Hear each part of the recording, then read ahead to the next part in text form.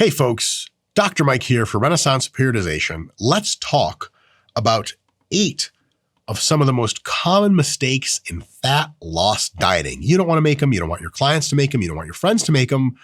Let's talk about them, talk about why they're mistakes, and just be sure to note them and avoid them. Number 1, these aren't necessarily in order of how common they are, but they're all pretty fucking common. Massive upfront deficit. All right. Yeah, it's fun to do a crazy diet and not eat hardly anything, except massive deficits up front wildly increase the diet fatigue and cause the rest of the diet to be pure hell.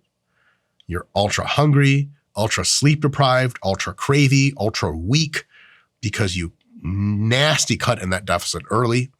In addition, for those of us who are not as used to dieting, or for those of us who still have probability of falling off the wagon, a huge deficit up front is kind of like a weeder class in college, like biochem. Most people will just fail because they probably shouldn't be in the major.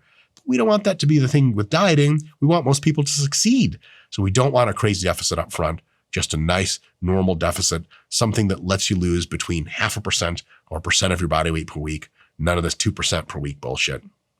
Big mistake. Next one, number 2. People who don't set a weight or duration goal.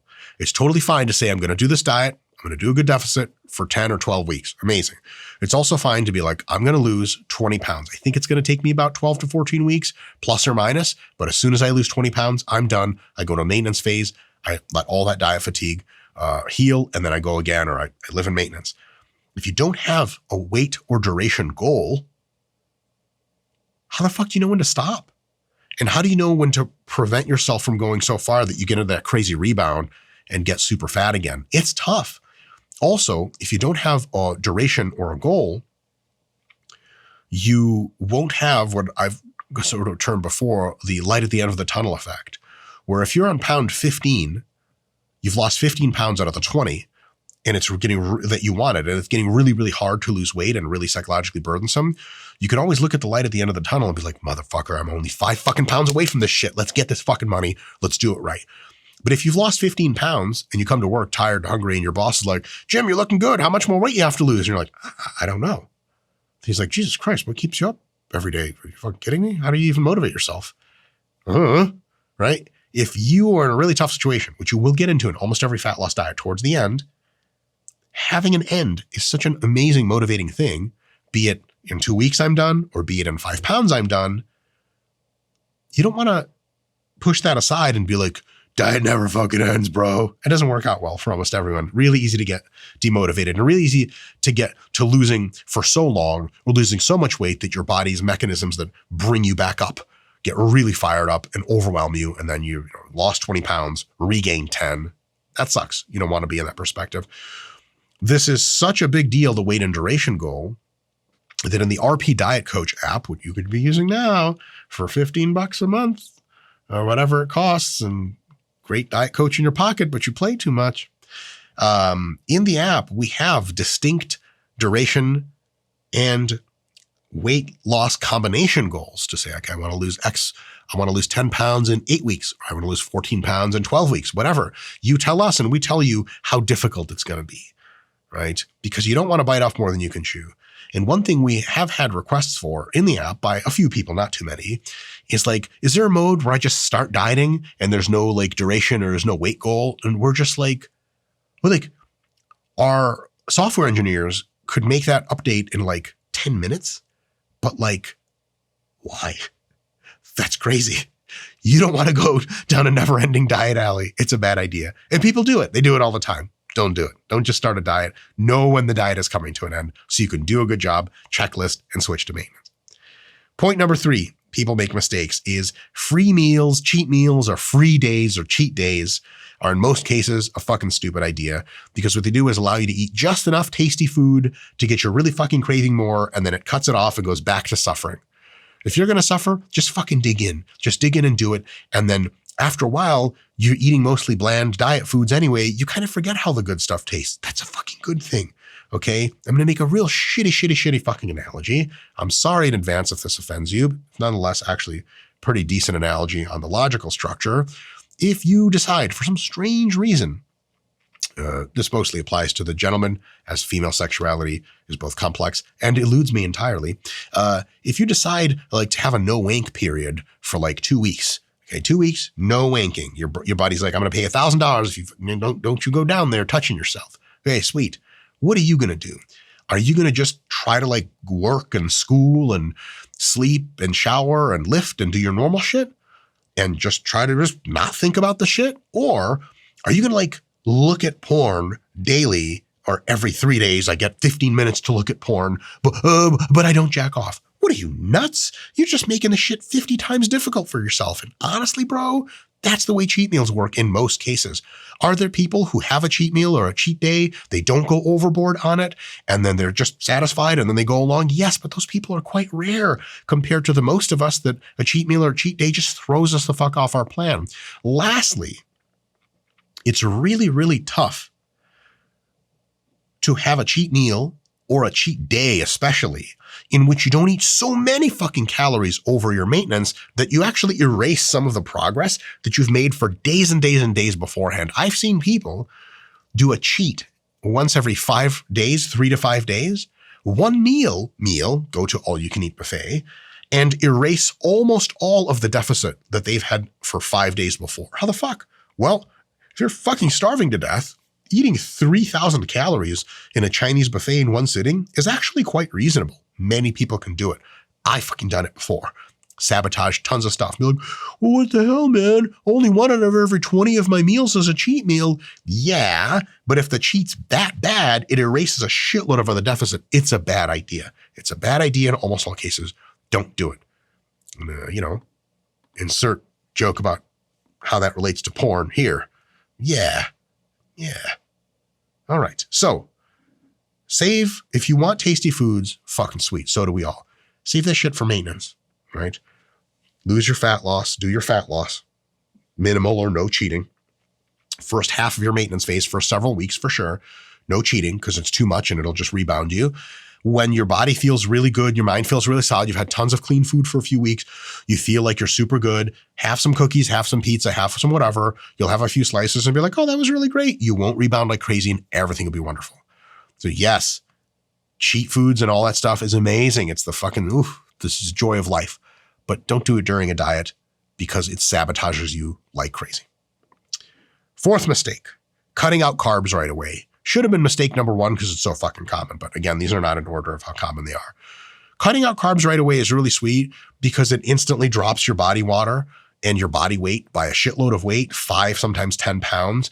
And it is great for that initial inspiration. The problem is after that, your weight loss starts to go real slow, a pound or 2 per week. And that can be demotivating. If you don't cut your carbs right away, you just impose a deficit, it's a pound or 2 every week. And you're like, hey, hell yeah, like I'm still going at it. You don't have to wonder what the fuck you did wrong after 3 weeks of the diet when the diet stops working. So, oh yeah, keto works for me for a little while, but then it doesn't. No. Keto works the entire time. It's just the body water flux that you detect as working when it's just really, if you start eating carbs again, it unworks itself and you gain 10 pounds in the same few days. So cutting carbs right away is not a great idea because you need carbohydrates to fill you up.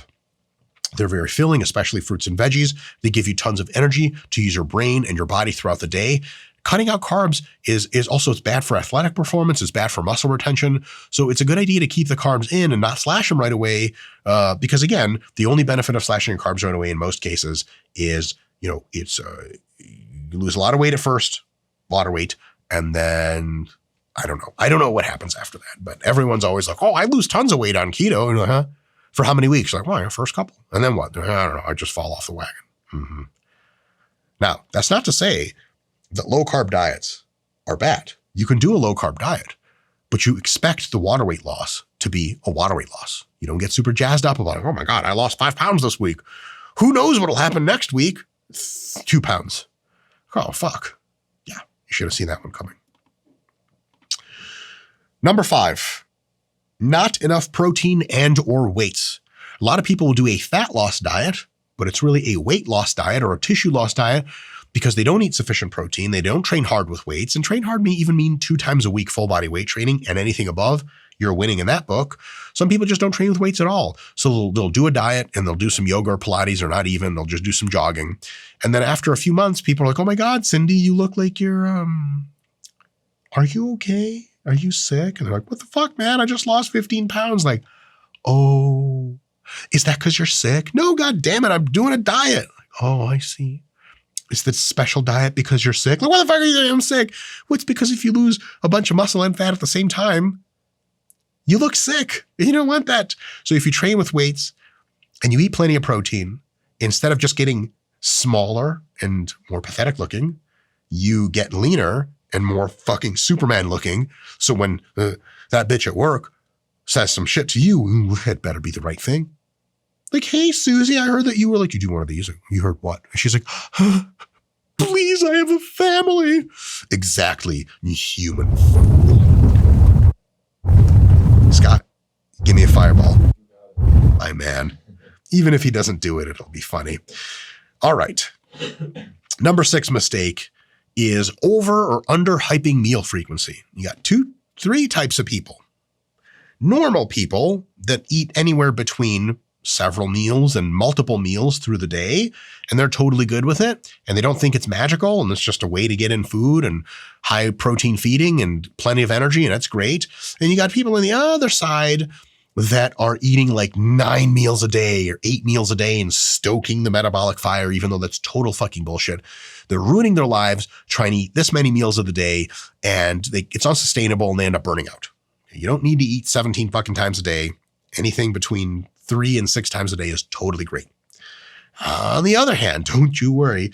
I did not forget you people. I said it. Intermittent fasters. But intermittent fasting is a totally fine way to diet. It's just one of the many effective strategies to present a caloric deficit. And if it works for you, amazing. The overhyping is the part where they're like, anything more than 1 meal per day is like evolutionarily not optimal. And it doesn't promote autophagy. Yeah, that word makes me sound smart. I've listened to a few Joe Rogan episodes. I sort of know what that word maybe means. And they'll just tell everyone that at fucking within a mile of earshot, they will tell about how intermittent fasting is amazing, 1 meal a day or 2 meals a day, and they'll tell you about their fucking plan. Nobody ever asked you, motherfucker, like, would I like do 16-2? Hey, shut the fuck up, motherfucker, get out of my face. Eat your meals. If it's a few meals, that's okay. If it's many meals, that's okay. Meal frequency is just not important to your results in most cases, especially at the extremes. Choose whatever is sustainable for you, and you're fucking golden. You don't have to try to convert everyone to eating 18 times a day or eating once every other day. And by the way, you guys know what's that called? The siren from the myths, like the Greek myths. The siren is like a female that makes some kind of wailing sound that drives sailors insane, and then they crash their ships or something like that. The scientists have researched this recently, and they actually found out that almost all the sirens in the Greek islands in the Mediterranean turned out to just be really intense intermittent fasting advocates. And the sailors just went nuts.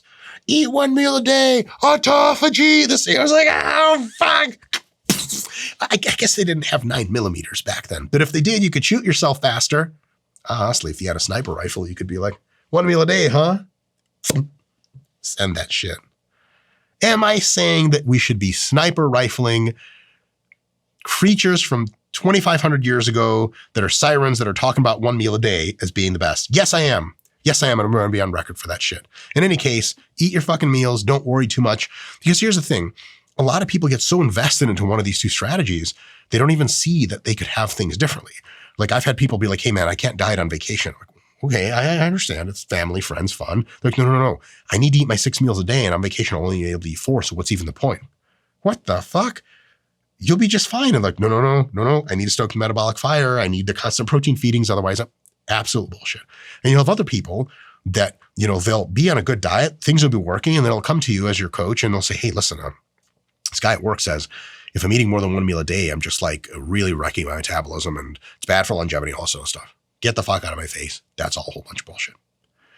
7th mistake. This is a crazy one. This is one I wouldn't know it was a mistake unless we had tons of clients at RP. We actually have a huge client forum on Facebook. It's over 100,000 of our past and current clients. It's called the RP Clients group. You may be able to actually get in there and just submit your invitation. And a lot of people there asking questions for the first time in their dieting career. And this question kept coming up so much, we put it in our how-to diet documents when you get an RP diet. It's actually, if you download the RP Diet Coach app, it's in the FAQ. And here it is. We tell you when you begin a diet that it's totally okay for you to continue to do the following things. Chew gum, have any amount of caffeine that you deem is appropriate, and have any amount of diet soda that you deem is appropriate. People seem to always think that you have to cut out gum. That's right, gum chewing, caffeine, and diet soda. And a couple of other things there, condiments sometimes, like mustard and shit like that, they get all crazy about. Totally understandable. Why?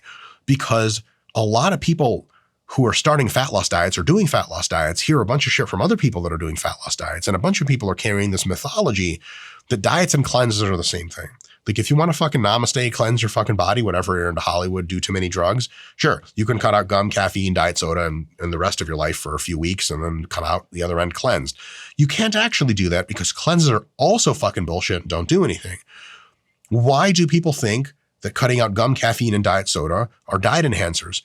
Because they're looking at it from a moralistic sense instead of a physiological sense. So a moralistic perspective is a diet is a cleansing time. Normally I do the things I like. Now I get into the Spartan lifestyle where it's not things I like. And that's true as far as the food goes. But they say, okay, so then for sure I can't have all the other things I like, including gum, caffeine, and diet soda. But gum doesn't have any fucking calories. Caffeine burns fat and keeps your hunger in check. And diet soda, even if it doesn't have caffeine, it's just a harmless drink that is nice and that doesn't affect anything at all. No, you don't have to remove these things from your diet. And if you keep them in your diet can be that much more enjoyable and sustainable. So don't let anybody tell you that you can't have these things. And if they're telling you, hey, listen, you really shouldn't be having gum on a diet, make sure that while they're telling you this, you're taking out strips of gum and putting them in your mouth as they're talking. You want some gum? That usually gets people to go away. But then afterwards, you're like, oh. Do you guys ever swallow your gum? Scott, is that a good idea to do? You're an expert on gum swallowing. No, because it gets caught in your sphincter. It can get caught in your sphincter. And that's all the medicine I've ever needed to know. Lastly, point number, I couldn't keep it down for that one. That's because I have gum in my sphincter. I cough every now and again. Lastly, and this is a huge problem in many diets, beginner diets, fat loss diets, all kinds of diets, no interest in or understanding of maintenance strategies. The huge thing with fat loss diets is this. The vast majority of people that will ever do a fat loss diet will rebound out of it and gain back almost all or all the weight or even more weight than they lost. Predictable, scientifically established for a generation now. In order to prevent this from happening, you need to understand that at the end of a fat loss diet, your body is in a very precarious position. All of the hormones and neural patterns and everything that try to make you regain the weight are maximum. Your diet fatigue, put another way, is really high and your chance of rebounding is crazy. What you need is a dedicated dieting phase. I know, again, still, it's annoying. Called a maintenance phase that slowly reintroduces more and more healthy food, then slowly reintroduces some junk food, and does this all while allowing your metabolism and your physical activity to keep up to pace so that you get down from 200 to 180, and then you bump up a little body water 185 to 180, 185 to 180, and the maintenance phase lasts at least 2/3 as long as your fat loss diet did, maybe as long. At the end of that process, you only weigh 180 to 185. You've kept almost all of your weight off, except now because you took that maintenance phase without having regained all the weight, your body hits a new settling point and it's thinking, everything's fine here. I'm not starving to death. Your hunger goes back relatively to normal. Your energy levels are super high. You are ready to live life at balance without eating a slice of pizza and blowing up, or you're ready to diet again and lose even more fat. That maintenance phase is humongous. It's super important. And a lot of people just have a really myopic or really short perspective where they go, okay, I just need to get to here and then I'm good. Fat loss diet and then it's over.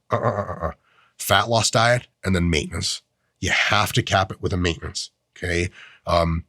What's a stupid analogy for this one? Yeah.